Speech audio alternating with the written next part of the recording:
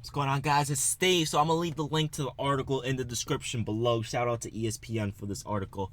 You guys know how I feel about ESPN. We disagree sometimes, but, they're always up to date with what's going on in the NBA. However, I'll sit here and I'll say this. Phil Jackson, supposedly, according to ESPN and their sources, sat down with Carmelo Anthony and asked him if he wants to stay with the New York Knicks. And, of course, Melo's answer was, yes, I want to stay with the New York Knicks.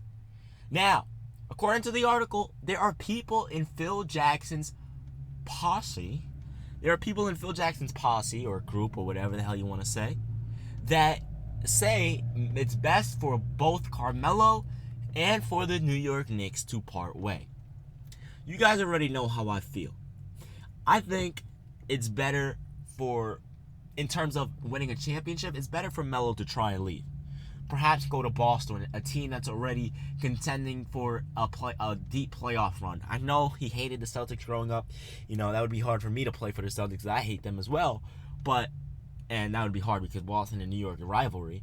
But that's his best chance to win a championship. Or maybe Los Angeles with Chris Paul and DeAndre Jordan, who's doing this thing right now. It ain't going to happen with Cleveland. Kevin Love, I doubt the Cleveland Cavaliers are going to trade Kevin Love and Richard Jefferson for Carmelo Anthony. However, in terms of what I want as a Knicks fan, I don't want Carmelo Anthony leaving. I want him to stay with us for the rest of his damn career. Because us true Knicks fans, we know what the truth is because we watch every game. Everyone else is on the outside. They watch one game a year that's on TNT. Like, for example, the Christmas game, Knicks versus Celtics, or whatever. It was TNT or ESPN, whatever the hell channel that was on. They watch one game a year, and they think they're experts on the Knicks. Oh, I know everything that happens with the Knicks. No, this ain't true. This is what's going on. This is what we need to do. But the truth is they don't watch games, so they don't have any room to talk. The truth is that Carmelo Anthony is clearly still the best player on that team. And if you realize, and you look at Melo when he's playing 38 minutes or more, he's 37 minutes or more. He's averaging 27 points per game, 7 rebounds, and 3 assists. But for some damn reason, this coach, Hornacek, decides to bench Melo half of the fourth quarter every damn freaking game. I don't understand our coach whatsoever. Think about how doo-doo his rotations are.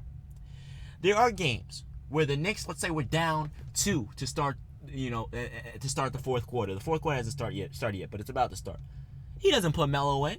He'll let the bench play, and then when we go down by 12 with 6 minutes left, he wants to put our best player in. Who the hell benches their best player for half of the fourth quarter? And here's another situation. We'll be up by 4 going into the fourth quarter. He decides to bench Melo until the 5:17 mark. Like, what the hell? Who benches their best player for that long? You don't want to know. This is the problem with the New York Knicks. The defense is awful. Yeah, Joakim Noah, he's getting better, actually. But the problem is, there's 2 major problems. Well, actually, 1 major and 1 minor. The major problem is that the coach has no freaking idea what he's doing. If you look at his track record, this dude is an awful head coach. Absolutely terrible. After the first game of the season, I said his rotations were awful. We're going to have issues this year. Second game, I said the same thing. Third game, I said the same thing. Everyone's like, Steve, the series just started. The season just started. Why are you so mad? What the hell? What do you mean, why am I so mad? Would you not be mad if your team was doo-doo for almost 20 years? This pisses me off.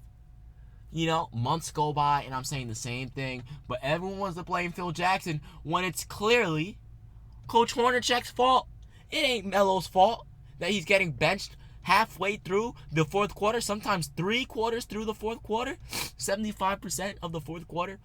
There's times where Melo don't come into the fourth quarter until the 5:21 mark. Our record is negative and he's benching Melo this much.